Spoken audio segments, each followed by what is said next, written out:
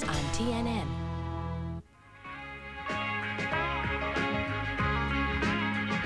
Hey, Louisiana woman, Mississippi man, we get together every time we can. The Mississippi River can't keep us apart. There's too much love in this Mississippi heart. too much love in this Louisiana heart. Loretta Lynn was first introduced to Conway by Owen Bradley at a Nashville recording studio in 1968. She was one of his early rock and roll fans. Owen was standing there talking to this woman, and he said, you've been telling me you want to meet Conway Twitty. She said, yeah, I want to meet old Conway. He said, you know I do. One of these days you're going to have to fix that up. And I looked up and out come walking Conway. And I just stood there and looked at him, and I know he thought I was crazy, but he said, I hear you have one of my posters or something like that. And I said, yes. No paper on the wall, but I've got you up there, you know. And he kind of laughed, and from that day on, well, we just, I mean, it was just like we never had been not together, you know. Shortly after he made the transition to country music, Conway and Loretta were performing separately, but on the same bill in London. We were back in the dressing room, and Conway had his guitar out, and he was strumming and singing. Of course, naturally, I strut through and sang harmony with him. And then I start singing, and he sings harmony with me. And we just decided, we looked at each other and said, And Conway always did this. If he liked a song or whatever he liked, he'd go, You know, he'd raise them eyebrows and go, you know. So we took a notion to record together. And we went back home and talked to Owen Bradley, and he said, I think it'd be great. It didn't hurt either one of them. It worked out good. They made a good team. We had 4 or 5 #1 duets, which is really a pretty good strain. Mississippi man, I'm a losing my mind. Gotta have your love and I won't go time. I'm on the jump in the river, and here I go to bad alligator. You swim too slow. The pairing garnered Loretta and Conway the Country Music Association Duo of the Year Award 4 years running, from 1972 to 1975. Too much love in this Mississippi heart. Too much love in this.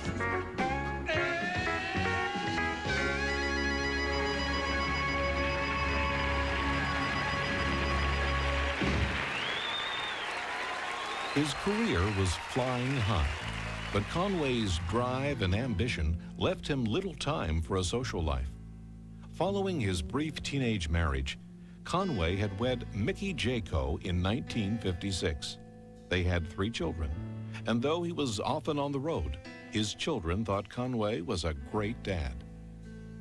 There aren't any sons out there that could have any more, could feel any more love from their father than I felt from mine. And I know that Joan and Kath and Jimmy felt from him, because even though he was gone a lot, and we didn't get to see him very much, you know, but that we realized that was his job. That's what he did. And the time that we did spend with him and around him was quality time. He made sure of that, you know. But the long separations were hard on Mickey and Conway. I think the relationship got strained very early on. Even though they stayed together, it was strained because of him being gone so much. In 1972, the pair divorced. They then remarried in 1974 and stayed together for another 14 years before splitting up for good. During the 70s and 80s, Conway had many business ventures outside the music industry. A talent booking agency, a mobile home company, a string of convenience stores. He even had his own restaurant called Twitty Burger, and a AAA baseball team, the Nashville Sounds. The coolest thing Conway did, I'm a big baseball fan, so the Nashville Sounds was the coolest thing to me.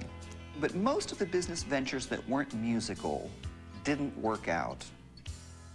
Despite his business failures, Conway never filed for bankruptcy.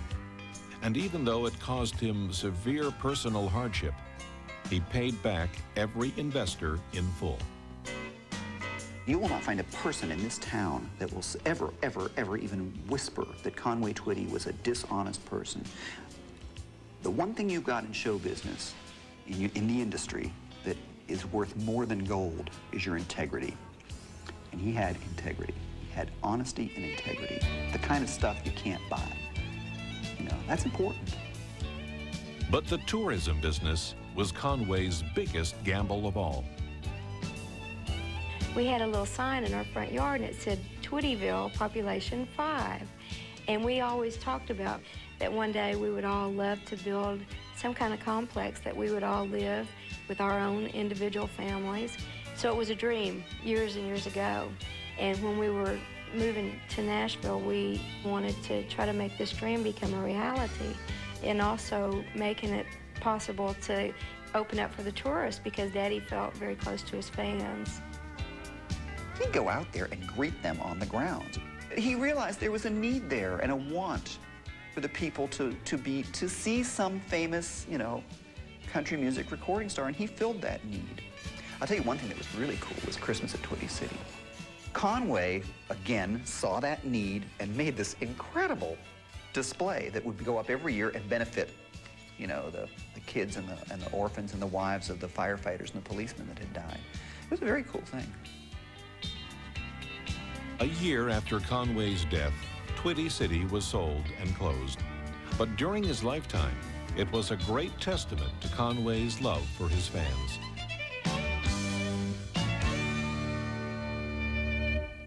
The life and times of Conway Twitty return.